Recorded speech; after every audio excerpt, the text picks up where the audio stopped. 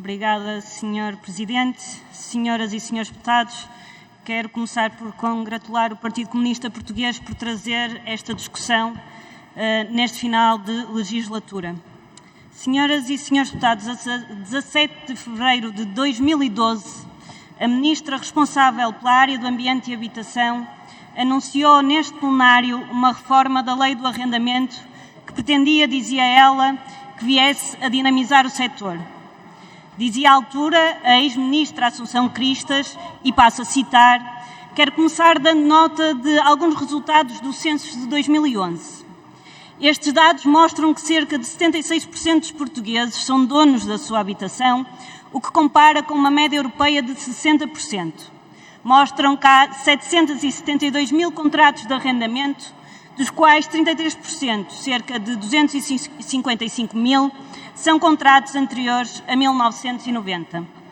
Logo, enquadrados no regime vinculístico. Mostram que 70% das rendas são abaixo dos 100 euros e mostram que 60% dos arrendatários têm mais de 65 anos. Mostram ainda que 47% dos contratos são posteriores à reforma de 2006 e que o universo dos contratos antigos desceu em 10 anos de 440 mil para os ditos 255 mil.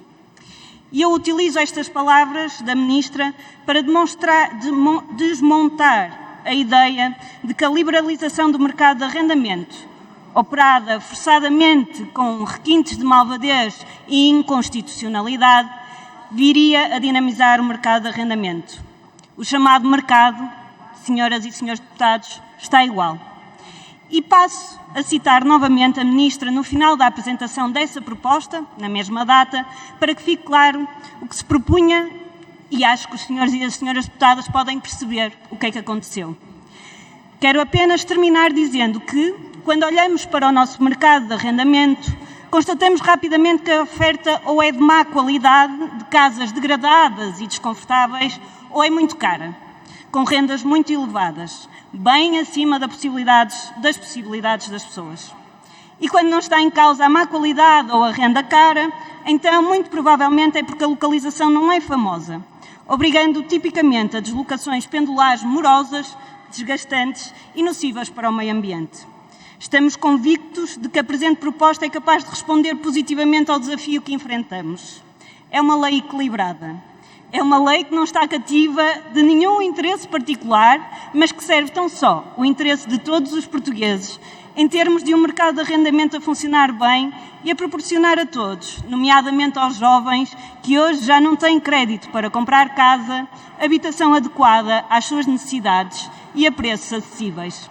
Pois bem, senhoras e senhores deputados, passaram quase 10 anos desta profética intervenção da altura deputada a Ministra Assunção Cristas e este trágico dia que veio a reduzir substancialmente, é verdade, as pessoas com mais de 65 anos protegidas pela lei e ainda os contratos anteriores a 1990, que maioritariamente protegiam e protegem essas pessoas. Essa lei foi declarada inconstitucional em alguns dos seus termos porque viola a confiança e estabilidade das pessoas mais velhas, protegidas especialmente pela Constituição. Passados estes 10 anos, pergunto aos senhores e senhoras deputadas que fez a liberalização do mercado. Terá baixado as rendas? Pois não. Terá disponibilizado mais habitação para arrendamento? Também não. Garantiu ela a reabilitação do edificado para arrendamento habitacional? Ora, mais um não. Garantiu o arrendamento para os mais jovens? Mais uma vez, não. Podemos concluir que esta foi uma lei que teve o único objetivo de desestabilizar o arrendamento habitacional e de garantir que milhares de pessoas protegidas pela lei e pela Constituição eram despejadas. Foi, sem dúvida, uma péssima lei. Ora, aos dias de hoje, esta lei não foi substancialmente alterada. As alterações à lei estabeleceram um teto mínimo dos contratos de apenas um ano. Uma pessoa entra e pode já ter que estar a pensar em sair de casa. Para além disso, mantém contratos transitórios que pressionam para a instabilidade quem arrenda no país após a pandemia, antes de ver novamente o espaço que habita no alojamento local. não retira a transição dos contratos antigos e não garante a todos os inquilinos que foram inconstitucionalmente despejados a proteção e até, digamos, a compensação que o Estado lhes deve. Estas foram medidas mínimas que, em setembro deste ano, o Bloco de Esquerda aqui apresentou e que o Partido Socialista, com o PSD e CDS, chumbou. O mesmo Partido Socialista, que em 2012 dizia que os contratos deveriam ser por um mínimo de 5 anos. O mesmo Partido Socialista, que na Lei de Bases da Habitação fez um trabalho à esquerda e inscreveu a estabilidade e proteção, assim como o acompanhamento ativo do despejo da habitação pública, que vergonhosamente remete recentemente da Segurança Social para a competência das autarquias no âmbito da descentralização. Nesta crise de identidade a que assistimos, eu pergunto-me, terá sido este já outro Partido Socialista? Aquele que emerge provavelmente desde finais de 2019?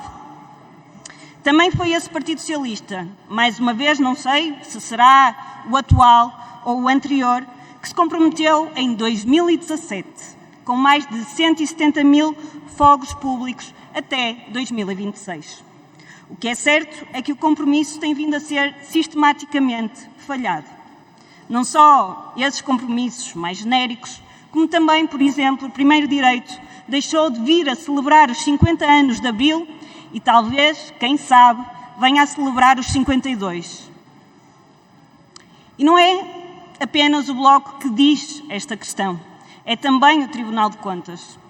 O Tribunal de Contas fez agora uma análise bastante detalhada, e eu convido os senhores e as senhoras deputadas a analisar, sobre as inscrições orçamentais para 2020 no Programa da Habitação e ainda daquilo que se encontra inscrito no Programa de Estabilização Económica e Social, que, lembre-se, foi viabilizado nesta Assembleia da República com o Orçamento Suplementar para 2020.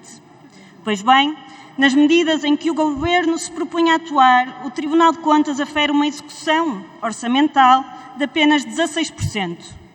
Corresponde a 10 milhões de cerca dos 63 milhões inscritos. E vou detalhar porque me parece de facto importante que se compreenda não só a falha legislativa desde 2019, mas também a falha orçamental, que já não se pode atribuir ao iniciar dos programas.